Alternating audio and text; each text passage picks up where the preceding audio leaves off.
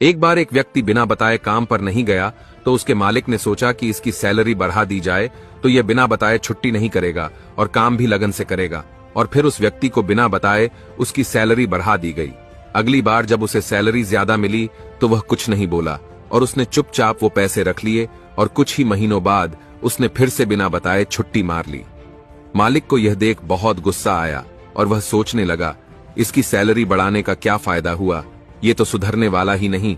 और फिर से मालिक के कहने पर उसकी सैलरी कम कर दी गई। फिर जब वह काम पर वापस आया तो उसे वही सैलरी दी गई जो उसे पहले मिलती थी। वह व्यक्ति चुपचाप रहा और इस बार भी कुछ नहीं बोला। मालिक को बड़ा आश्चर्य हुआ तो उसने उस व्यक्ति से जाकर पूछा कि जब मैंने तुम्हारी एब्सेंट के बाद तुम्हारी सैलरी बढ़ा कर दी तब तुम कुछ नहीं बोले, और आज तुम्हारे फिर से छुट्टी लेने पर तुम्हारी सैलरी कम करके दी, फिर भी तुम शांत हो, इसकी क्या वजह है?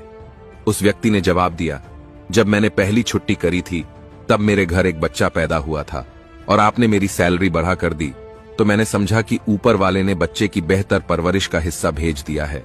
और जब मैंने दूसरी बार छुट्टी ली तो मेरी मां का निधन हो गया था।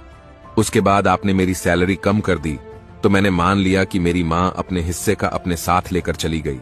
अब मैं भला उस पैसे की चिंता क्यों करूं जिसका हिसाब भगवान ने खुद कर रखा है।